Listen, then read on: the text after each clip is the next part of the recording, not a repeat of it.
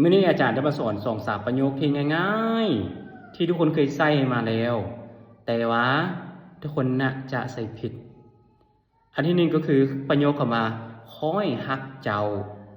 จะบอกว่า I love you เจ้าฮักค่อยเด้จะบอกว่า you love I บอกบ่แม่น you love me เพราะว่า me มันเป็น object pronoun เราเวลานี้จะต้องใส่ me จึงสิแม่นนะ me มันแปลว่าค่อยคือกัน แล้วย้อนอย่าง you จึงใส่ you คือเก่าเพราะว่า you เนาะเปลี่ยนเป็น object pronoun แล้วหน้าตายังคือเก่านะแล้วฉะนั้นก็คือจึงเป็นแบบนี้ I love you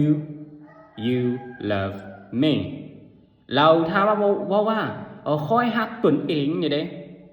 เป็นง่ายคือค่อยฮักตัวค่อยเองก็คือว่า I love me บ่แม่น I love myself แล้วสำหรับเจ้าเด้ you love you บ่แม่น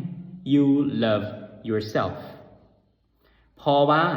ในเวลาที่เราจะใส่เป็น I ทางหน้าเราใส่ทางหลังเนาะเป็นค่อยคือกันเนี่ยนะก็คือเราจะใส่ตัว reflexive pronoun จะใส่ตัวที่มันย่ำขึ้นเกี่ยวกับตนเองเนี่ยนะก็คือต้องใส่เป็น myself I love myself you love yourself